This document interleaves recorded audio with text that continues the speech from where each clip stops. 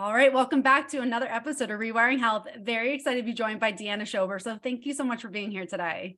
Thank you so much. I'm so excited to be here. Yeah, me too. And I know we connected on your podcast. And so definitely check out her podcast. It's amazing, Fitness and Sushi. And I can't wait to have this conversation because food, body image, everything that encompasses that has impacted me deeply, and I know impacts so many people. So I want to jump right into it and just hear about your journey and where did you start? How did you get into helping people in the way that you do today?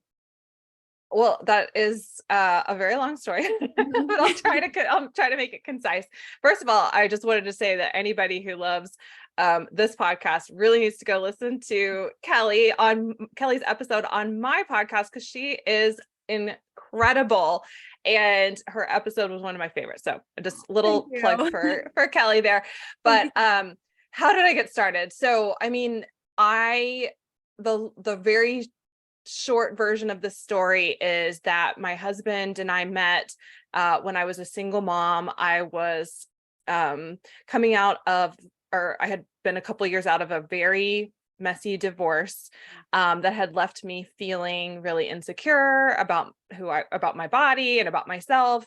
And even before that, had been yo-yo dieting for years, always felt since I was a teenager like my body was my worth. And so if I was like closer to the societal ideal, then I felt worthy. And if I wasn't, then I felt very unworthy and invisible. And it was just it was a big self-esteem issue, because even when I was close to the societal ideal, it's like I couldn't hold on to it, and I was always scared I was going to lose it. And it was just, so it was a pattern of yo-yo dieting up and down through my 20s, my teenage years and my 20s. And so it wasn't like anything super severe. I went through like a short period of an eating disorder when I was 14, but kind of reconciled itself, and then just yo-yo dieted, and it was very unhealthy. What I recognize now was unhealthy patterns, but at the time it's completely sanctioned by society around you, because you're doing what everyone else is doing and dieting and worrying about your weight all the time and thinking about every bite you put into your mouth. And my parents were going through it, all my friends, so I didn't really think about it. So when I met my husband now, who is also my host of my podcast, Fitness and Sushi, and also the co-founder of our company, Built Daily. When I first met him, I was that young single mom. I was insecure. I didn't know it at the time, but he had been going through binge eating disorder since college for himself. He had gotten into bodybuilding, well, really strength training, when he was like 12 years old. And like, so from a very young age, got a lot of attention for his body. And that just stuck with him and his identity. And so that obsession with the way that he looks, and that he had the exact same experience that I did, is like, my body is my worth. This is what's important about me. And so when I met him, he was doing this really extreme thing where he would eat like chicken and broccoli for, 3 months at a time. And then he would have like a cheat meal that would turn into a cheat weekend, that would turn into a cheat month, which looked like putting 30 pounds on in a month, like 10,000 calories a day. And so I was yo-yo dieting at that time. But when I met him and I saw how he was into like the bodybuilding stuff, I was like, well, I better get into this too. And I would never have said this out loud, but definitely in my subconscious, there was this feeling of, nobody's going to want me again, because I'm this single mom. I already was insecure about being lovable, after that relationship. And everyone, and nobody meant it this way, but when I met him, everybody was like, oh, he is just the best for, to come in and love someone who has these 3 kids. And it was like they were hyping him up. But to me, on the subconscious level, it was like, I'm lucky to have him, not he's lucky to have me or anything like that. It was just like, you can't lose this. And so that put so much pressure on my eating habits. And I, at that point, developed pretty severe orthorexia, which is, if no one's ever heard of it, It's not an official diagnosis, but it's like, it looks like perfect eating, not being afraid of processed foods, being afraid to miss workouts, even if you're deathly ill, even if you're injured, being obsessed with food, being obsessed with your body. I would take my own food to parties and see it like it's sanctioned by diet culture. It's like something that's so common, but I would show up with my own food. I wouldn't eat food at restaurants unless I had carefully looked up the menu ahead of time. And that would last for, again, about 12 weeks at a time. And then he and I would go on these epic binges together. We would go to restaurants and we would spend the whole weekend at buffets and bring home all this food. And so again, still on the yo-yo dieting spectrum, but just a little bit more extreme. After we got married, actually the week that we got married, we decided to start a weight loss company together. And it took off. It was called Coach Calorie. We were on the front page of Google for like weight loss. We were getting like millions and millions of hits every month, or we had sold out coaching programs. And we're going through all of this at the same time that we're helping other people. And we were seeing the same problems with our clients and our readers and our community that we were having, except it was not so much on the extreme. Like sometimes it was, but most of the time it wasn't to the extremes that we were having. So Tony was starting to realize that he had developed an eating, like this was an eating disorder, like this is a problem, and he was desperate to get out of it. And so through that process of him starting to heal and seeking help, we discovered some truths about food and about our bodies and about our worth. And we started to heal together, which, when we were sick, it was like a bad dynamic, but when we were healing, it was this really good dynamic of being able to heal together. And so we were doing that and starting to feel like hypocrites in our business, because we were teaching people meal plans and macros and controlling your body and trying harder and willpower. And we were seeing that it wasn't working, because our clients love to lose weight with us, but then they would be back 3 months later and say like, you're the best coach. I need you to help me again. And we were thinking like, that's not right. And we were seeing that we were reinforcing people's worth, it to their body, that it just didn't feel right. And it was just feeling more and more misaligned with us as we were healing more and more. And then 2016, my dad passed away after a really long battle with a brain tumor. He died, and at his funeral, we got up and we like celebrated all the wonderful things about him. And we, I mentioned he had been a yo-yo dieter, but like we had never once cared about, like I didn't care about his weight. We didn't mention it at the funeral. Like I didn't even think about his weight or anything like that, but we cared about his health because it had failed. And but we cared about all these other things so much, and it just put things into such a sharp perspective. And I, at that point, just made a decision to walk away from, I can't do diet culture anymore. Like I have already recognized that it's unhealthy for me. Now I'm seeing that what I'm doing is completely meaningless in the grand scheme of things, and had to walk away. Tony was not far behind me. And so we eventually in 2017, I think, shut down Coach Calorie, the website that was our entire income, and decided to pivot. And I sent out a big email to my newsletter, and I think he did something similar. And we shared like, this is what we've been through. This is not in alignment with us anymore. And who's with us? And we were lucky. A good portion of those people came along for the ride and have still been along for the ride and have healed with us. And we shifted to helping women heal their relationships with food, body, exercise, and mind, those 4 key components to health that diet culture has really ruined, and those dieting philosophies have really damaged. So that's what we do now. And that is a really long short story of what happened. It's such an incredible journey. And one thing that just stuck out with me, and I think this will resonate with just so many people, is that tying your worth to what your appearance is or what your body is. And so many people struggle with that.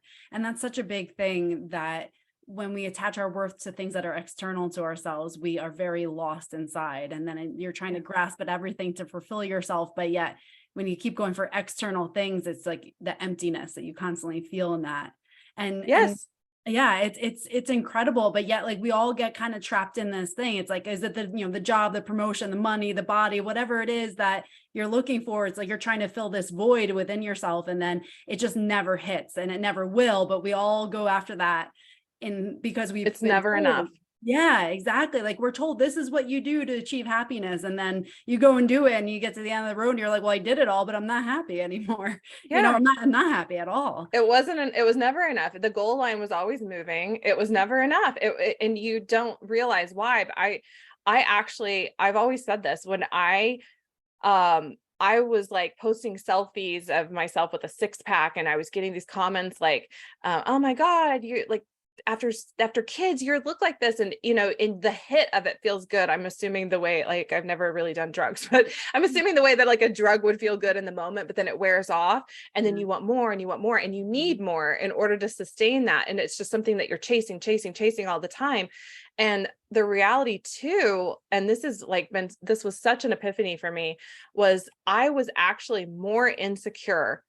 Like in those pictures of me, when you look at me, I can see it in my face, more insecure than ever, because it felt like not only do I have to maintain this, like this can never change in order for me to be worthy. I can't age, I can't gain a pound, and therefore I can't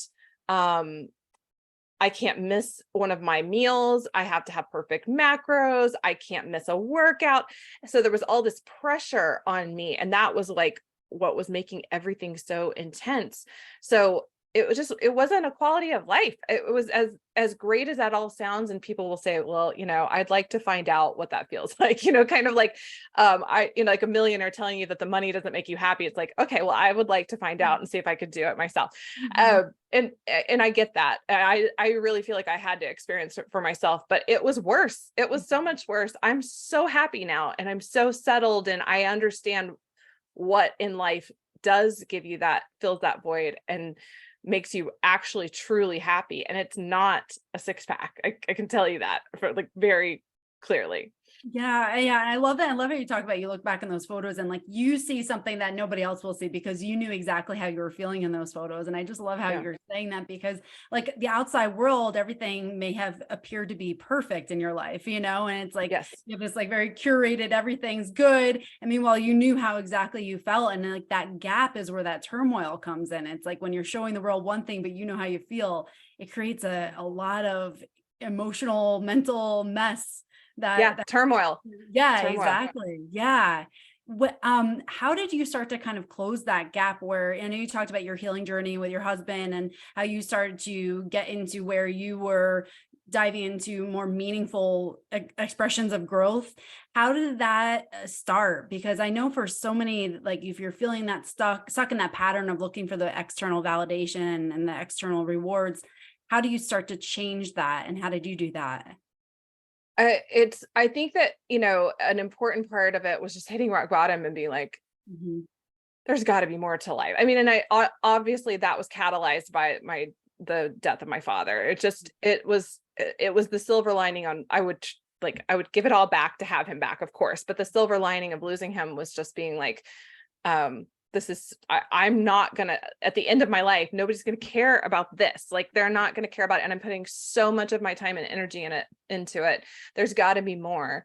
I went on after that. I mean, this is so cliche. It sounds like a movie plot, but after my dad died, I went on a spiritual journey and started meditation and mindfulness and, really like, The Power of Now by Eckhart Tolle changed my life. It helped me to put things into perspective so clearly. Also, The Untethered Soul by Michael Singer, another one that changed my life.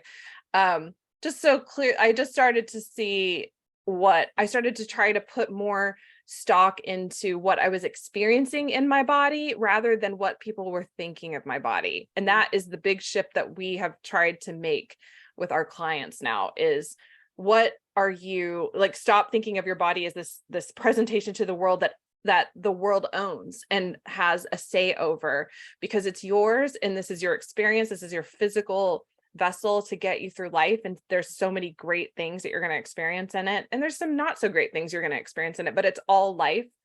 And so I think that was a long journey to get through, but it looked like just really hitting that rock bottom, drawing a line in the sand, and asking myself about the things that really light me up versus the things that get me that hit Mhm. and are gone. And I Yeah. just tried to eliminate as much of those things as possible. Working with women and helping them to do the same thing is such an like, it's the best thing in my life. It's the thing that lights me up more than anything and has replaced, it's filled the void. It's really the thing that has filled the void effortlessly. Like, I just get up and love my job every single day, and that fills me up. The little things in life, like going on a walk with my kid and him saying something really cute, or seeing a baby bunny in the backyard that's just been born. Those kind of little things, like, to me, that has been the big shift, is like, what can I enjoy with this body rather than what's the temporary hit that I can get from this body. Yeah. Oh my gosh, so important. That's such a crucial message, to recognize that there's more to us than just appeasing everybody else outside of us. That's Right. everything. Huge. And Yeah. what I love how you started, when you started that journey, you're noticing all these things that you have in life to be grateful for, that maybe when you were fixated on the macros, the calories, your weight, what you look like, you probably missed a lot of that. Did you notice that in that time? Totally. I mean, Yeah. I feel like I missed out on my kids' Mhm. childhood, my older three kids. And to be fair, I was going through a divorce and my dad's brain tumor when they were all under the age of 10. So it was difficult already. But I do feel like, instead of filling myself up in those times and healing and taking care of myself by being present with them or noticing the little moments, I tried to cope by fixating on food in my body, whether it was eating food or limiting food. It was one of those two things. And I just feel like, my kids are, my youngest is 9 and my oldest is 24. So I have the middle three kids to say, like, you were angry and like, you're a different person now, which, like, they're thrilled that I'm, more present with them now. And I have been for the past 10 years. But at that time, I was so focused on what didn't matter. And I feel really regretful about that. And I feel like I could have been much more present with them, and that this really took away from that. And anytime that Tony and I have been focused on our bodies, it was like, it took away from our relationship too, because it was such a distraction. I can only imagine that I wasn't a good friend, a good daughter, at that time, because it was such a time suck, and I just was sick of it. It was just not bringing me any joy. Yeah, absolutely. And just, you said the word joy. It's like, joy is one of those higher energy frequencies. It's like, when we experience joy, everything in our life elevates. But when you're fixated on that shame, the guilt of your body, Yes. critiquing yourself, negativity, you get stuck in those lower levels, and then you can't see anything beside that. And so it's Yeah. beautiful when you can elevate to that and start to experience this joy through that journey of healing yourself. I love that. One thing that I know so many women experience is just their self-worth, like how their worth, because I know you talked about this, attaching your worth to your body. How do you start? Because again, we lower our level to where our worth is. How do we start to elevate our worth? And how did you start to elevate your worth, where you realize, I'm more than this, I deserve more than this, and I'm going to create more than this? Oh, such a good question. The process started for me when I started connect to my inherent self-worth. Like, Mhm. I don't have to earn it. I just am. I was born, I'm here, and I'm worthy, period. It doesn't matter if no one else recognizes my worth, even the people closest to me. Obviously that would be painful, but it doesn't, just because people don't see me the way I want them to, doesn't mean I'm not worthy. And so I feel like that was so essential. And that came through my spiritual journey. And like I said, the realizing, that I'm here for a reason, and that inherently makes me worthy, and that every human being, we would never look at our newborn babies, those of us who are moms, or I think anybody would never look at a newborn baby and be like, okay, you have to be perfect, and you have to be, I mean, maybe some parents would, but even if we did, that's not what makes us worthy. Like, we don't put inherent we don't put checklists on our babies. We just love them because they're here. and they're alive. So that was so important. And that's definitely step one in our process with the women in our program, is to have them to just connect and to kind of sit with the fact that they don't have to earn their worth. And then number two, we switch from what we value about, we start to look at our value systems. And so a lot of the times we have been implanted, you and I talked about on our episode about the subconscious programming between the ages of 0 to 7. Well, we have, so many of us have had these belief systems and these value systems placed into our subconscious minds throughout our life through diet culture, which is just the culture that we live in, where bodies need to be thin. And if you're not, then you're lazy. And if you're, it's if then with our bodies, and you have to stay young. And there's so many conditions attached to diet culture that we've internalized, and we don't even realize that we're holding these are our values, that we didn't put them there, but they got placed there.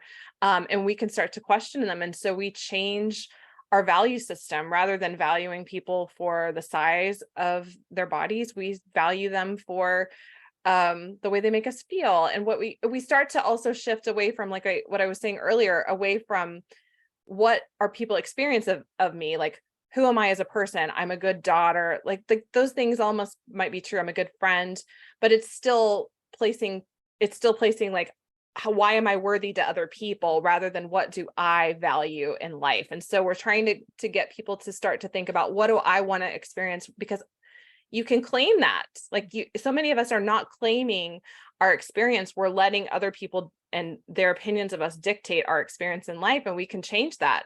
And we can start to think of it as, what do I want to experience? What are my values?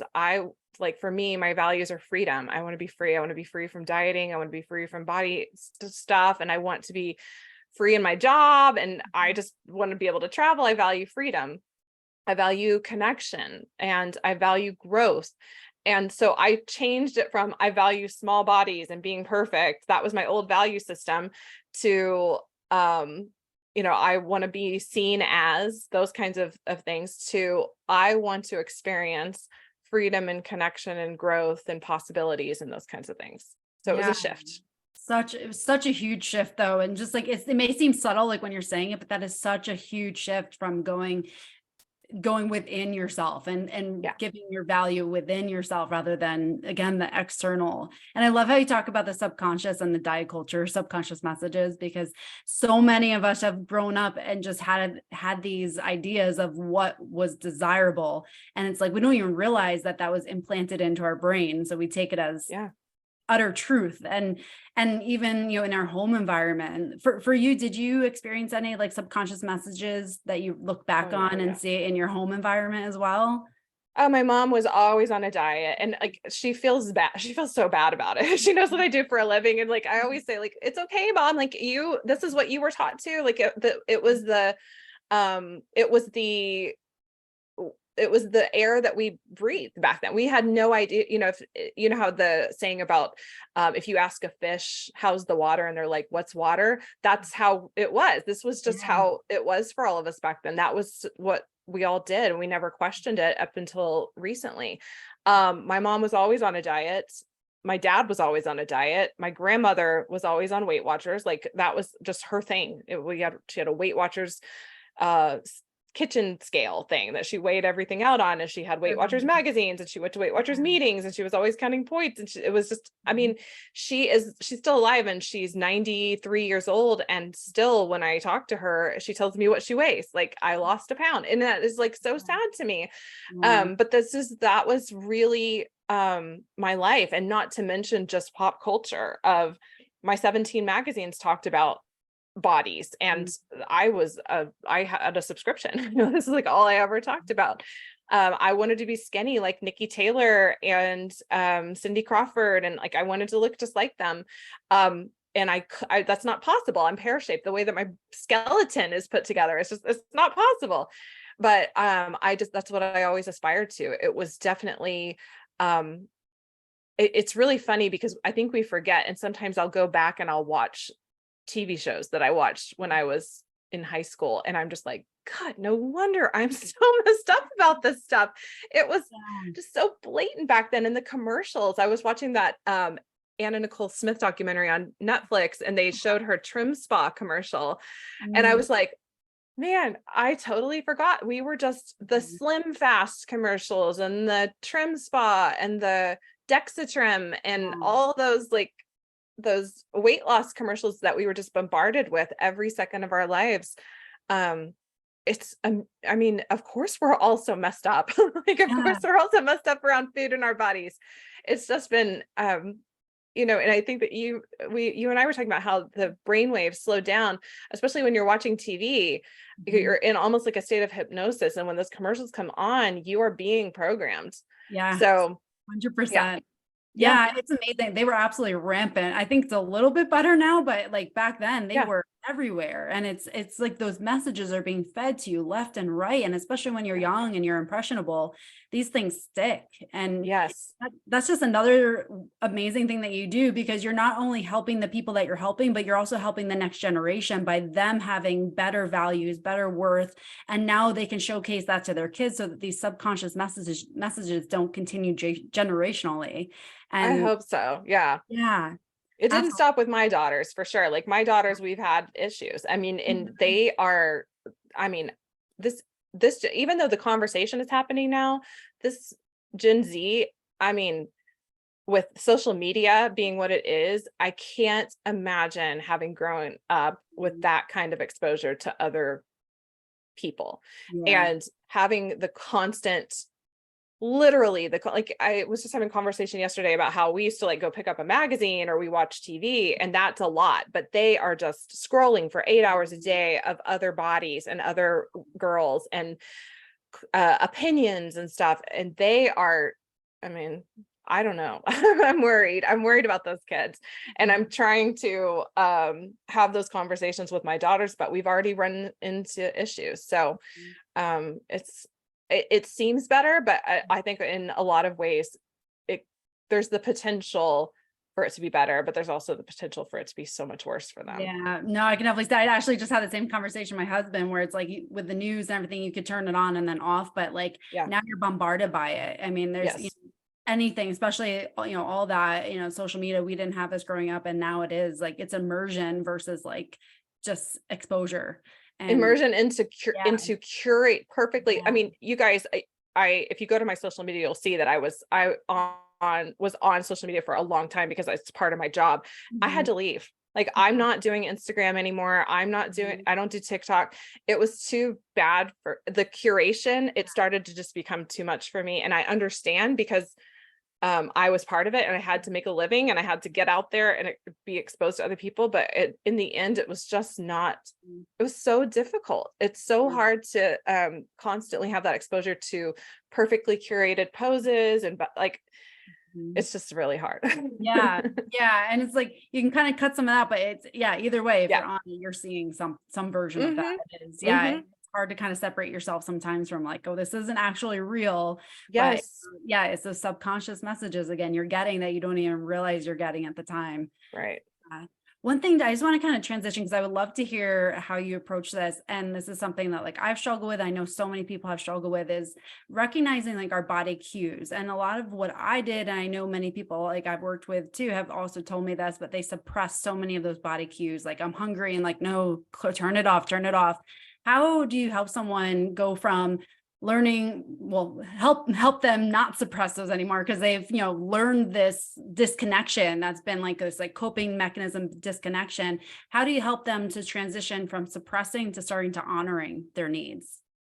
Yeah, that's a great question too. It's like really difficult because in diet culture, we're taught like our bodies are bad. You can't trust them and you should ignore them and your mind knows better. And that has been the constant reinforcement for us our whole lives.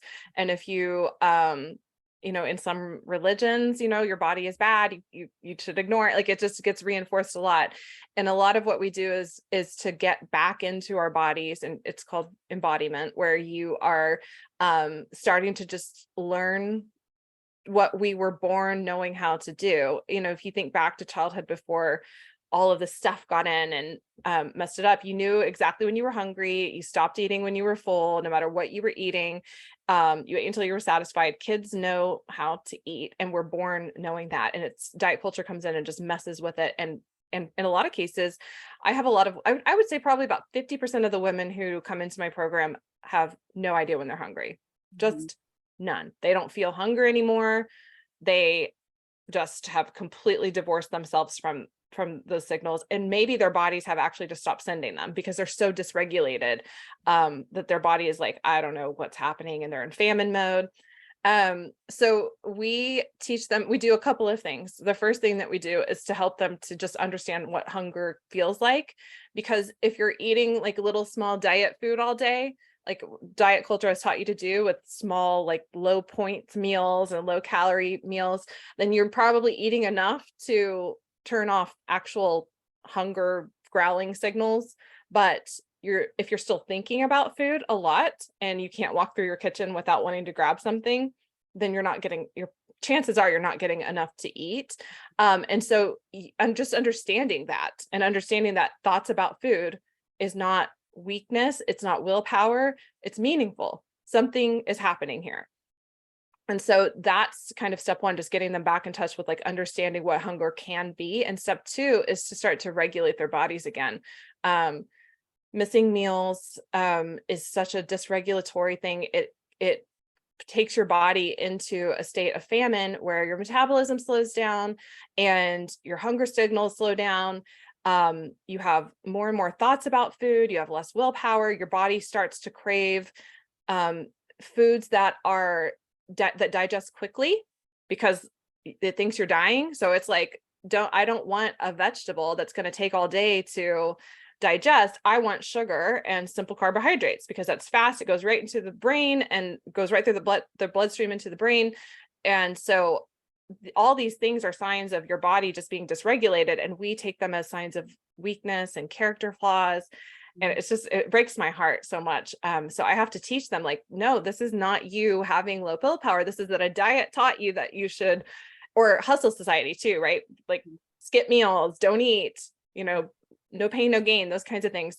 So we start to get them regulated through something called intentional eating, which is it's 3 core meals that satiate, satisfy, nourish. So it's balancing your blood sugar to keep your blood sugar steady throughout the day. It's being satisfied with your food so that you're not like so dissatisfied that you're seeking the satisfaction through snacking and grazing, and nourishment, whole foods. So we help them to start to regulate their body, and those two things usually start to turn the hunger signals back on, and so they can start to recognize them again. It's crazy. Nobody ever believes that that's going to work for them. It always works. It always works.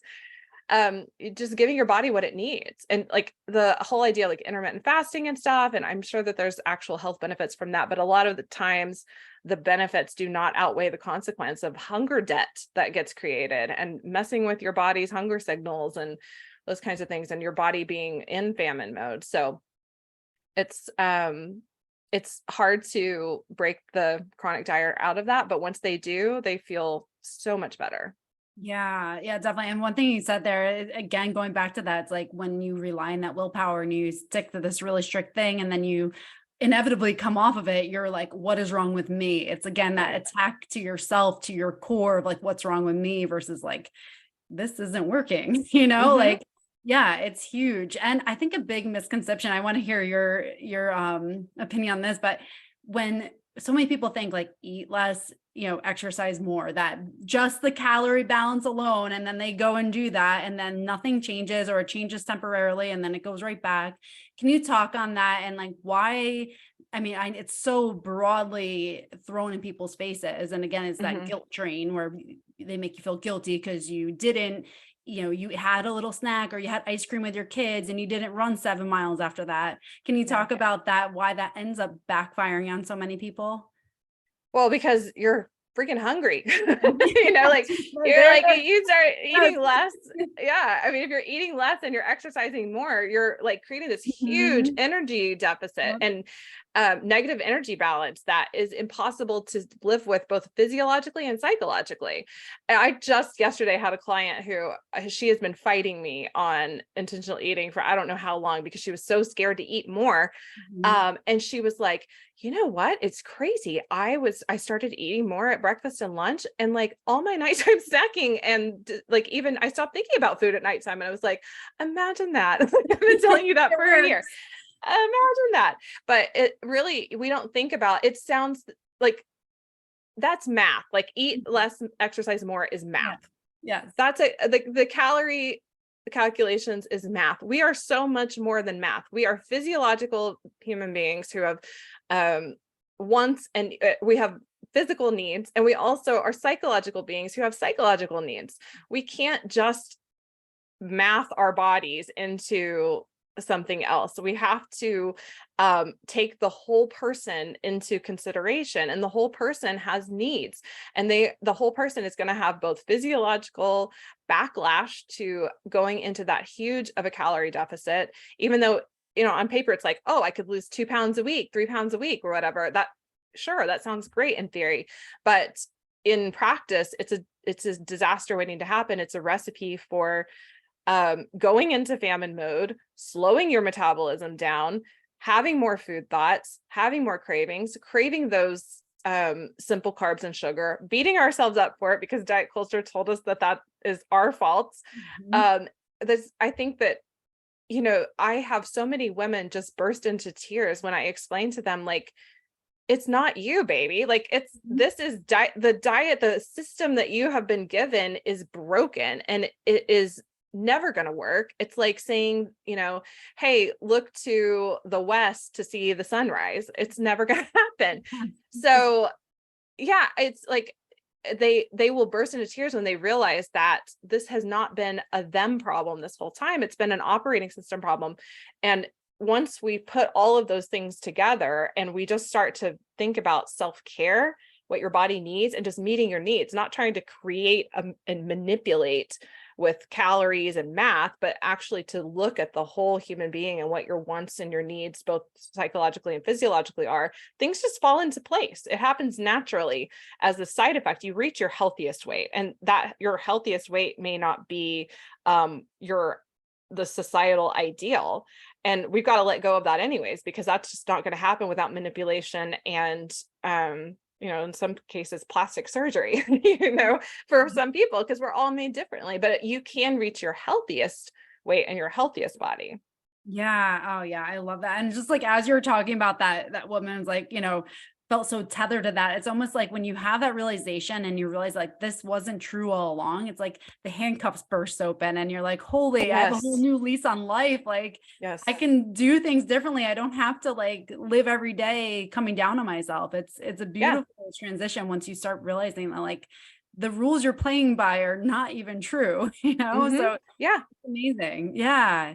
I love that. And one thing I want to just dive into a little bit, kind of going off of that, because I know when some people like we're so restrictive, and this is a big thing, like I dealt with, I know many people who get into those unhealthy eating patterns, but self-sabotage, it's a big thing. Like, you know, you go hard, especially, you know, people, New Year's resolutions, they go hard for 2 months and then it's like that one thing. And then they, you know, almost go right back into where they are. Can you talk about self-sabotage, why people get into it, and how do we stop sabotaging ourselves? Yes.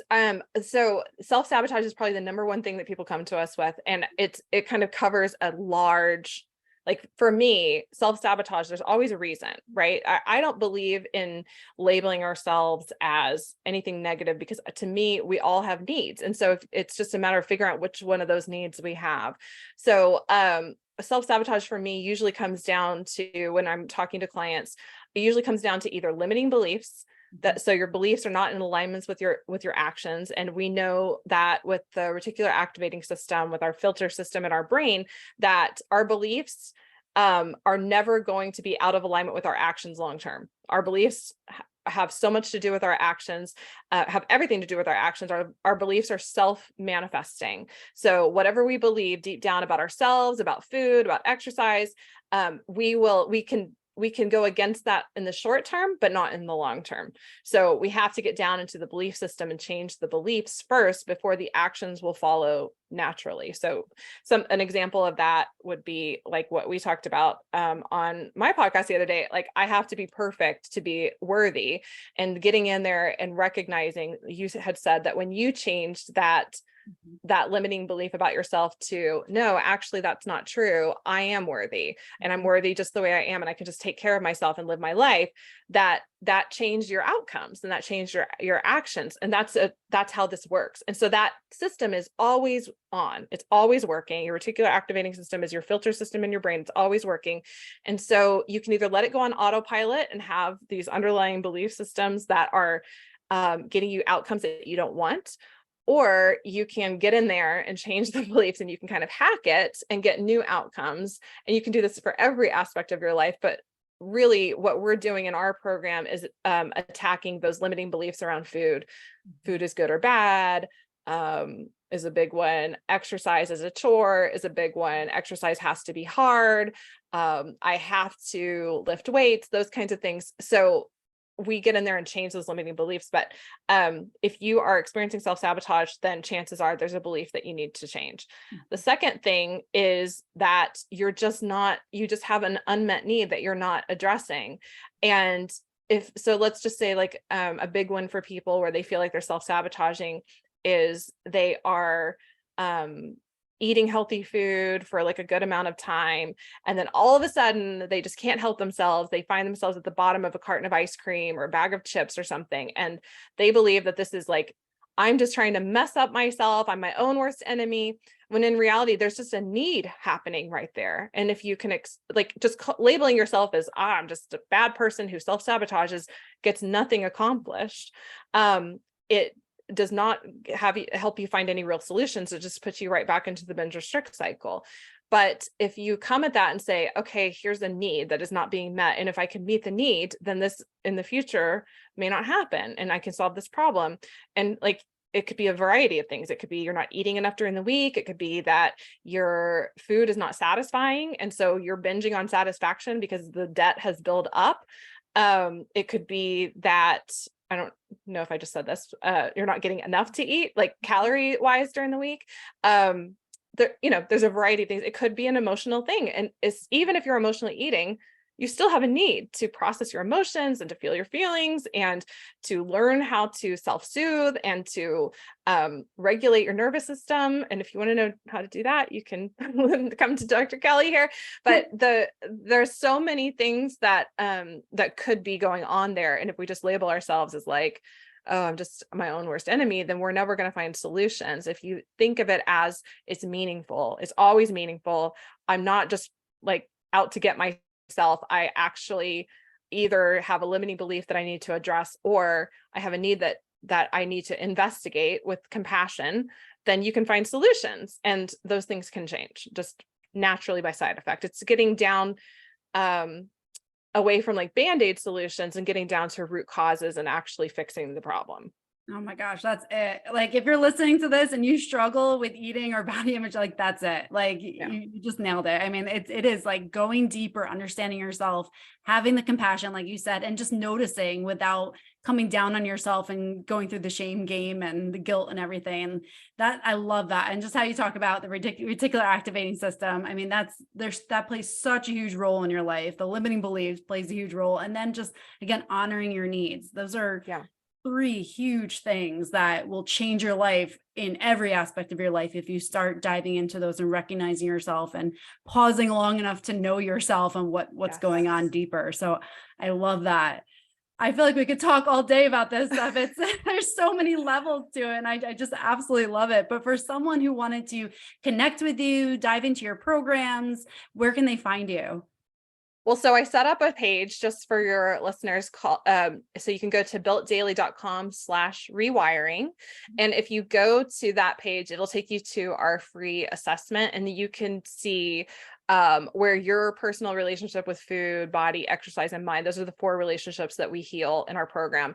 And just see where you're at with those things. It'll spit you out a number, not like an overall number, but also a number in each area, so you know where you're struggling the most. And then after that, there's a video that you can watch. There's some information that will come to you about what to do about that, and just how to even set up a call with me so I can give you a strategy for that. That's the best place, I think, to find us. Also, the Fitness and Sushi podcast, my husband and I host together, and we talk about all of this stuff. And it's a really fun show. We Fitness and Sushi was our healing journey started over sushi on a date night every week, because sushi was something we didn't allow ourselves when we had poor relationships with food. So we love that podcast. We have a great time there. So that'd be another good place to find us. So I'm going to put everything in the show notes too. So if you're listening, check out the show notes. I'll have all the links to there right in there, and definitely check out her podcast. It is absolutely amazing. So many good episodes, like so many interesting topics, and it is fun. Like you're just very relatable, and like, and you and your husband, you just have such a good vibe there that it's like, it's easy to listen to. So definitely check out the podcast. Thank you. That's so kind of you. Thank you so much. Absolutely. And thank you again for being on today. I genuinely love this conversation. Every time I connect with you, I feel like it just flows, and I love that. So thank you again. You're welcome. Thanks for having me again. Absolutely. And again, for anyone listening, please subscribe to the podcast. And if you have any questions or comments, please leave them, and be happy to answer those for you. So thanks again for listening to Rewiring Health.